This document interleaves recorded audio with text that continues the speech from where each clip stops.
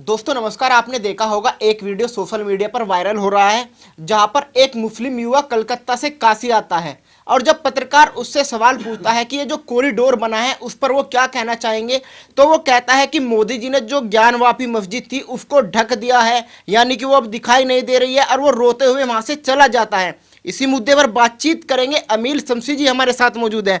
Sir, जिस तरीके से ये जो दोहरा रवैया उस मुस्लिम युवा ने कहा कि मोदी जी ने मुस्लिमों के साथ दोहरा रवैया अपनाया है, जो ज्ञानवापी मस्जिद थी उसको बुरी तरीके से ढक दिया गया है।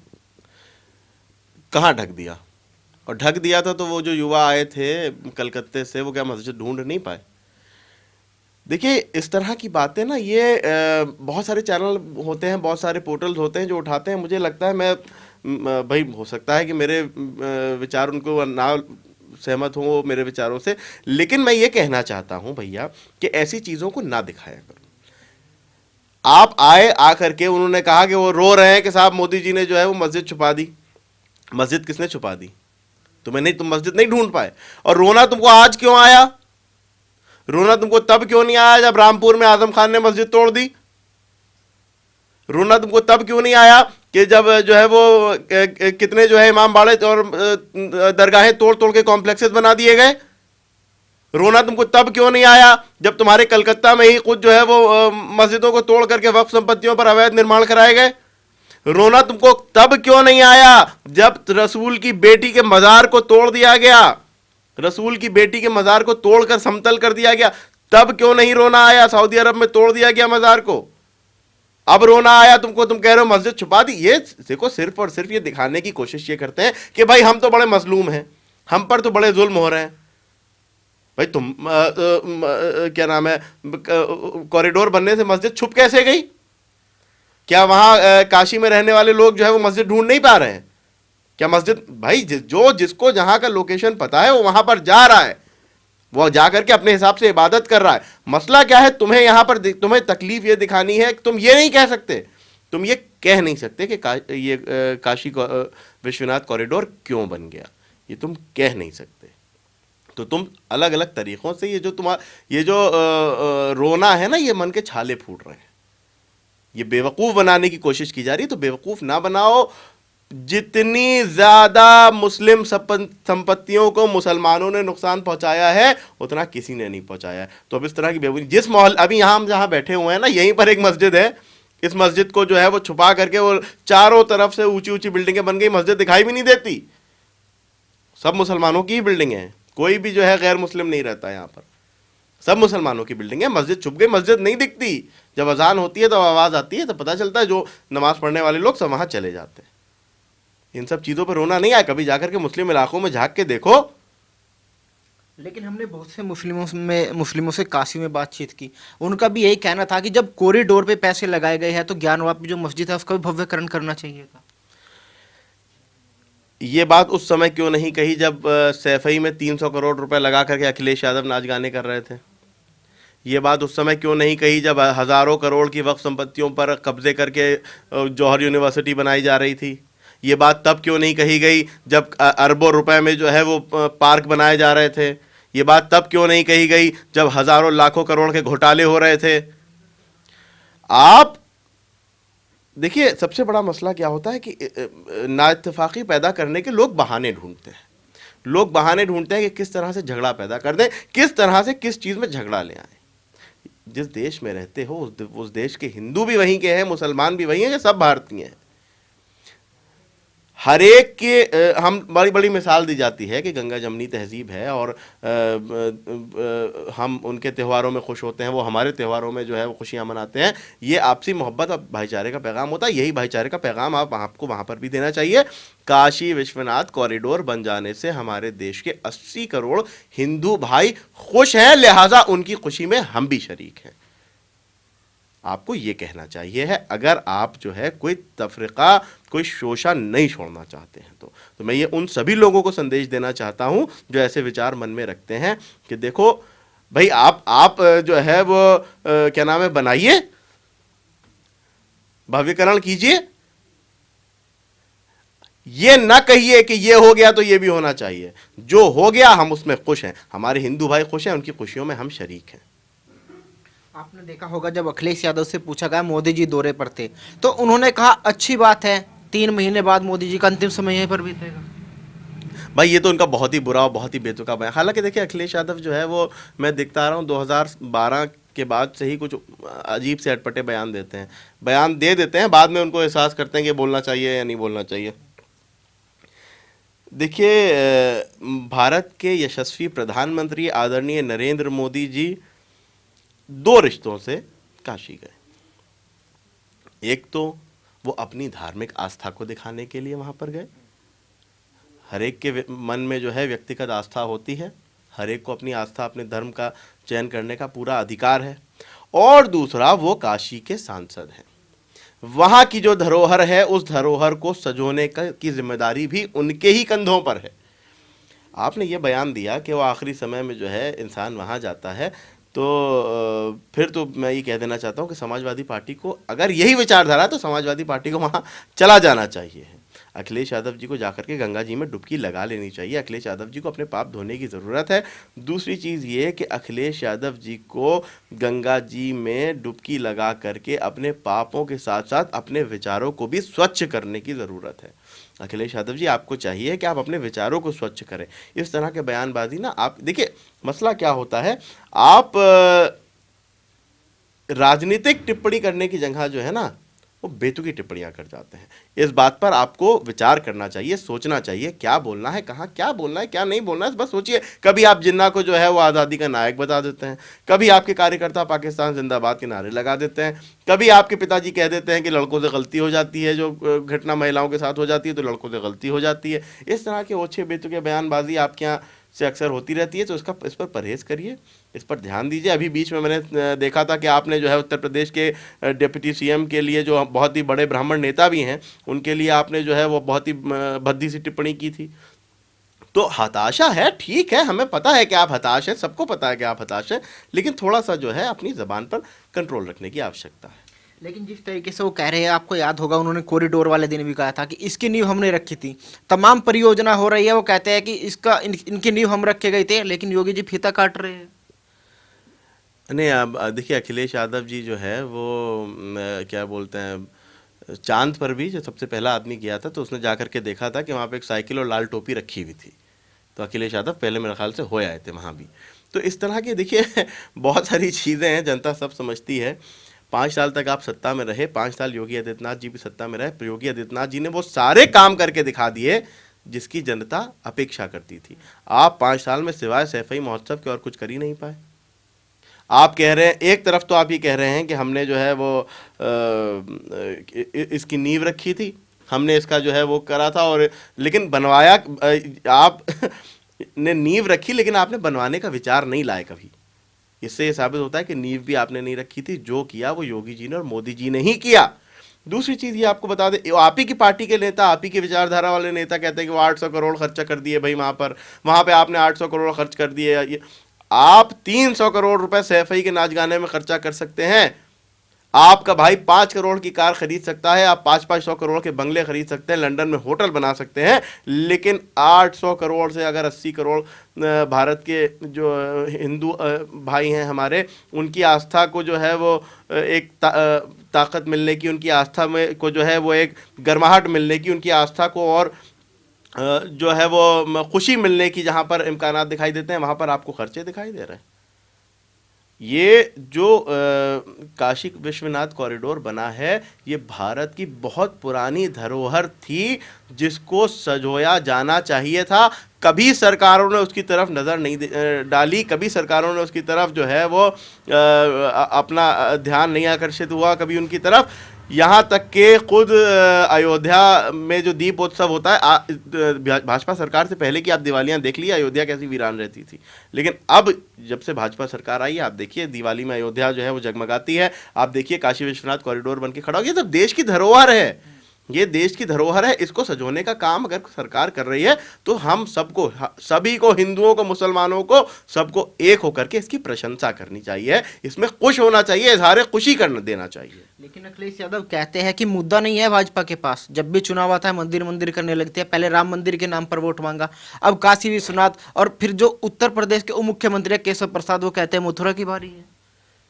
देखिए एक बात हम आपको बताएं, आप ये देखिए कि राम जन्मभूमि वाला जो मसला था, जो विवाद था बाबरी मस्जिद का, हम मुस्लिम पक्ष भी था उसमें, हिंदू पक्ष भी था, और सब ये सर्वसहमति से कहते थे कि जो सर्वोच्च न्यायालय का निर्णय होगा हम उसे स्वीकार करेंगे। हर आदमी के खुद बहुत वरिष्ठ वरिष्ठ धर्मगुरुओं ने जब ये निर्णय आया है तो मुस्लिम पर्सनल लॉ बोर्ड ने कहा कि मैं रिव्यू पिटिशन डालूंगा। खुद मुस्लिम पर्सनल लॉ बोर्ड के वेरी सीनियर मेंबर वरिष्ठ धर्मगुरुओं ने, मैंने खुद सुना उनका बयान, मैं उनको मतलब मैं तो बिल्कुल हैरान रह गया कि मैंने जब उस बयान को सुना, उन्होंने कहा कि नहीं, अब झगड़ा खत्म हो गया, इस झगड़े को खत्म करिए, आगे बढ़िए, इस झगड़े को खत्म करके आगे बढ़िए। तो इस झगड़े को खत्म करने के लिए जो है वो सर्वोच्च न्यायालय ने निर्णय दिया। भारतीय जनता पार्टी हमेशा से ये कहती थी राम जन्मभूमि के वाले मसले पर जो है वो राम मंदिर निर्माण के लिए भारतीय जनता पार्टी हमेशा उसको अपने हर संकल्प पत्र में हमने देखा, हर जो है वो उनके मैनिफेस्टो में देखा गया। उन्होंने कहा संवैधानिक तरीके से राम मंदिर बनाएंगे, उन्होंने बना करके दिखा दिया। आप कुछ नहीं कर पाए इसलिए आप उनको मुद्दे बनाते हैं। आप कुछ नहीं कर पाए तो आप ये दिखाने की कोशिश करते हैं अरे वो तो साहब बीजेपी सिर्फ मंदिर और मस्जिद। नहीं, बीजेपी ने जो जो अपने मैनिफेस्टो में वादे किए थे उन वादों को पूरा करके दिखाया प्रदेश की जनता को। प्रदेश की जनता तभी योगी आदित्यनाथ जी की फैन है, तभी नरेंद्र मोदी जी की फैन है, और फिर से 2022 में अपना आशीर्वाद भारतीय जनता पार्टी को देने जा रही है, इसमें कोई दो राय नहीं। आपको भी ये बात पता है, तो लिहाजा इस तरह के बयान आपकी हताशा को उजागर करते हैं, आपको ये दिखाने की कोशिश करते हैं कि आपके पास कभी कोई मुद्दे रहे नहीं थे। आपके जो है वो 5 साल के अंदर जनता के सामने पोल खुल गई आपकी, जनता ने जो है समाजवादी पार्टी का सुपड़ा साफ कर दिया। योगी आदित्यनाथ जी की सरकार को जनता ने परखा, जनता ने जाना, जनता ने समझा, सराहा, अपनाया, और पुनः 2022 में अपना आशीर्वाद देने के लिए तैयार है। अच्छा, आपने देखा होगा जिस तरीके से अखिलेश यादव लगातार रैलियां कर रहे हैं, अपार जन समर्थन मिल रहा है, वो खुश है। वो कह रहे हैं कि अब की बार नई हवा है, नई सपा है, पूरब से लेकर पश्चिम तक 2022 में साइकिल चलेगी। देखिए ऐसा है, अखिलेश यादव जी को इस बात को समझना चाहिए कि साइकिल पंचर हो चुकी है। वो अपने पंचर को बनाने का काम करें, अपने पंचर को ठीक करने का काम करें। दूसरी चीज़ ये कि भीड़ के आधार पर आपने भीड़ नहीं देखी। मोदी जी जब अभी आए थे यहाँ उत्तर प्रदेश में, आपने भीड़ नहीं देखी। भीड़ क्या होती है, देखिए एक बात आपको बता दें, आप वो राजनेता हो जो भीड़ से आंकलन करते हैं। मोदी जी और योगी जी वो ज़मीन से जुड़े हुए राजनेता हैं जो ज़मीनी काम करते हैं, और जो ज़मीनी काम करते हैं वही सत्ता में रहते हैं। भीड़ आप तो 2012 में भी दिखाते थे, 2017 में कि हमने कांग्रेस के साथ गठबंधन कर लिया, देखिए कितनी भीड़ होती है। फिर उसके बाद आपने कहा बुआ भतीजे ने गठबंधन कर लिया, देखो कितनी भीड़ होती है। अब आप कह रहे हैं जयंत चौधरी से गठबंधन कर लिया, देखो कितनी भीड़ होती है। आपको खुद अपने ऊपर विश्वास नहीं है, जनता क्या विश्वास करेगी आपके ऊपर। अच्छा, ये जो कॉरिडोर बना है, क्या लगता है जो हिंदू वोट बैंक है, कितना असर होगा?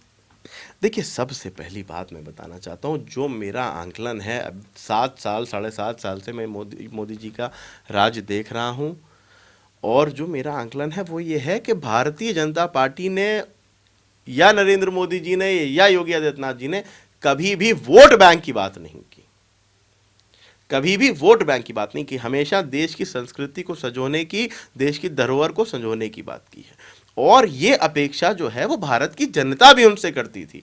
तो काशी विश्वनाथ कॉरिडोर हो, या चाहे राम जन्मभूमि वाला मसला हो, या चाहे जो है वो अन्य विकास कार्य जो हुए हैं, जो विकास की गंगा बहाई गई है, उससे प्रदेश की, देश की जनता खुश है। प्रदेश की और देश की जनता उससे खुश है, और प्रदेश की और देश की जनता ही उनको अपना आशीर्वाद देगी। वोट बैंक वाली राजनीति कभी भारतीय जनता पार्टी में होती नहीं है, इसीलिए मैं भारतीय जनता पार्टी का फैन हूँ। लेकिन सर, आरोप तो शुरू से लगता है मुस्लिमों को डराया जाता है कि हिंदुओं की सरकार है, मुस्लिमों के साथ भेदभाव किया जा रहा है। अब देखिए ऐसा है कि मसला क्या होता है कि बच्चों को कभी कभी डराया जाता था कि देखो उधर ना, जब चाहते थे कि बच्चा हमारा बाहर फलाना कमरे की तरफ या बाहर की तरफ ना जाए, या किसी जो है वो इंपॉर्टेंट चीज़ को ना छुए, तो उसको डरा दिया जाता था उसमें भूत है। लेकिन जब वो बच्चा धीमे धीमे बड़ा होता है, समझदार होता है, तो उसको पता चल जाता है कि बेवकूफ़ बनाया जाता था, किस वजह से मना किया जाता था, कि हम मंशा ये होती थी कि हम वहाँ ना जाएं, इसलिए जो है डराया जाता था कि भूत है। यही तथाकथित सेक्युलर पार्टियों ने किया। उनको पता था कि भारतीय जनता पार्टी इकलौता ऐसा दल है कि जो राष्ट्र का विश्वास जीत सकती है, तो लिहाजा डिवाइड एंड रूल की पॉलिसी जो अंग्रेज सिखा करके गए थे वो करना थी। तो इन्हीं ने क्या किया, कांग्रेस को अंग्रेज़ों ने सिखाया था, कांग्रेस ने अन्य दलों को सिखाया। देखिए इन्हीं ने क्या किया कि मुसलमानों को डराया कि साहब ऐसा है कि वो भारतीय जनता पार्टी आ गई तो मुसलमानों को काट दिया जाएगा, भारतीय जनता पार्टी आ गई तो मुसलमानों को निकाल दिया जाएगा। 7.5 साल से भारतीय जनता पार्टी उत्तर प्रदेश की सत्ता में है, वो देश की सत्ता में है, लगभग 4.5 साल से प्रदेश की सत्ता में है।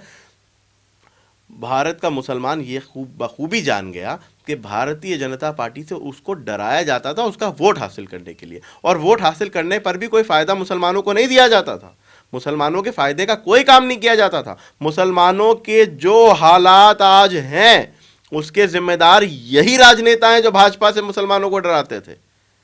लेकिन मुसलमानों ने ये देखा कि भारतीय जनता पार्टी, नरेंद्र मोदी, योगी आदित्यनाथ, ये तो मुसलमानों के लिए कोई नुकसान का काम नहीं कर रहे हैं, बल्कि वो काम कर रहे हैं जिनसे सबको फ़ायदा हो रहा है, मुसलमानों को भी फ़ायदा हो रहा है। लिहाजा वो इस चीज़ को जाने, समझे, और समझने के बाद में इनके बहकावे में आना बंद कर दिया। तभी तो जो ये वही समाजवादी पार्टी है कि जो नारा देती थी, हिंदुओं की आस्था से खेलने के लिए नारा दिया जाता था कि मिले मुलायम काशी राम, हवा हो गए जय श्री राम, ऐसे ऐसे नारे दे करके, ऐसे जो है वो शर्मनाक नारे दे करके सत्ता में बने रहने वाले आज जो है वो गठबंधन के लिए जो साइकिल पे कभी कांग्रेस को बैठा लेते हैं, कभी बुआ जी को बैठा लेते हैं, कभी जयंत चौधरी को बैठा लेते हैं, कभी मुसलमानों की तरफ उनका रुजू हो जाता है, कभी किसी जाति की तरफ हो जाता है, कभी सोचते हैं जाति और मुसलमानों को मिला करके सत्ता बना लेंगे। तो फॉर्मूले ढूंढने पर मजबूर हैं। क्यों?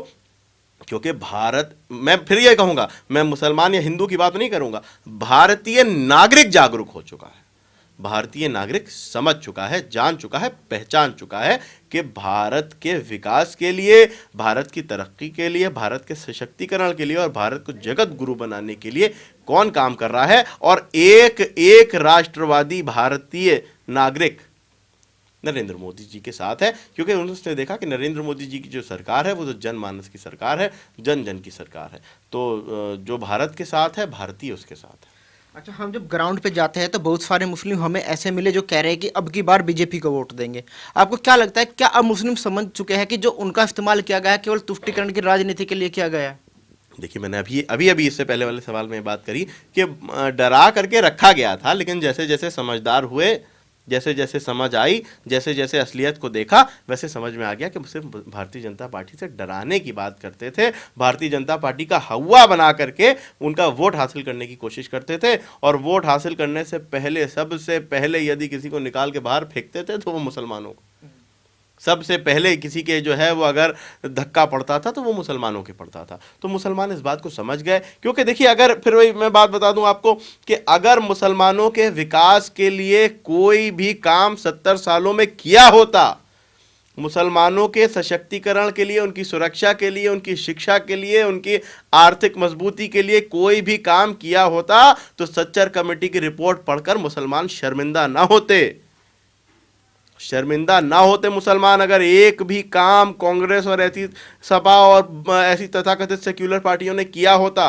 मुसलमानों तो कहते हैं मुस्लिमों के लिए सबसे ज्यादा हम ही ने किया है। अखिलेश यादव एक काम गिना दें, अखिलेश यादव मंच से खड़े होकर के, खुले मंच से डिबेट करके ये बता दे कि मुसलमानों के लिए क्या काम किया, मुसलमानों के कितने नुकसान किए। मैं बता रहा हूं आपको, मुसलमानों की टैनरीज के लाइसेंस रिन्यू नहीं किए अखिलेश यादव ने, मुसलमानों के स्लॉटर हाउसेस के लाइसेंस रिन्यू नहीं किए थे अखिलेश यादव ने, मुसलमानों की आर्थिक कमर तोड़ने का काम किया था अखिलेश यादव ने, क्योंकि उनको पता था अगर मुसलमान आर्थिक रूप से और शिक्षा के क्षेत्र में ताकतवर हो जाएगा तो हमारे बहकावे में नहीं आएगा। सिर्फ और सिर्फ मुसलमानों को बंधुआ मजदूर की तरह इस्तेमाल करने के लिए ऐसे काम किए गए थे। लेकिन जब भारत के मुसलमान ने देखा कि भारत के एक एक नागरिक की तरक्की के लिए, भारत के एक एक नागरिक के विकास के लिए कोई काम कर रहा है, तो वो नरेंद्र मोदी की सरकार, योगी आदित्यनाथ की सरकार कर रही है।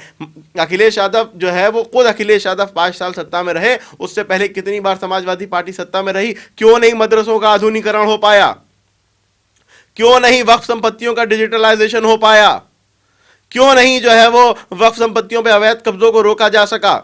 इसलिए क्योंकि तुम्हारी नजर मुसलमानों के वोट और उनकी संपत्तियों पर थी, तुम्हारी नज़र जो है वो मुसलमानों के वोट को भी हासिल करना था, मुसलमानों को बर्बाद भी करना था। तुम ये चाहते ही नहीं थे कि कभी मुसलमान ताकतवर होते चाहा होता तो एक काम बता दो जो मुसलमानों के लिए किया। कितना कितना विकास मुसलमानों का समाजवादी पार्टी ने किया, बताएं अखिलेश यादव। बताएं मुलायम सिंह जी, कोई काम नहीं किया, सिर्फ और सिर्फ इफ्तार पार्टी में पकौड़ियां खिलाने के अलावा मुसलमानों के लिए कोई विकास कार्य समाजवादी पार्टी ने नहीं किया। और यह भारत का मुसलमान बखूबी जानता है। भारत का मुसलमान इसीलिए अब इन लोगों के बहकावे में नहीं आता। भारत का मुसलमान नरेंद्र मोदी जी के साथ जाएगा।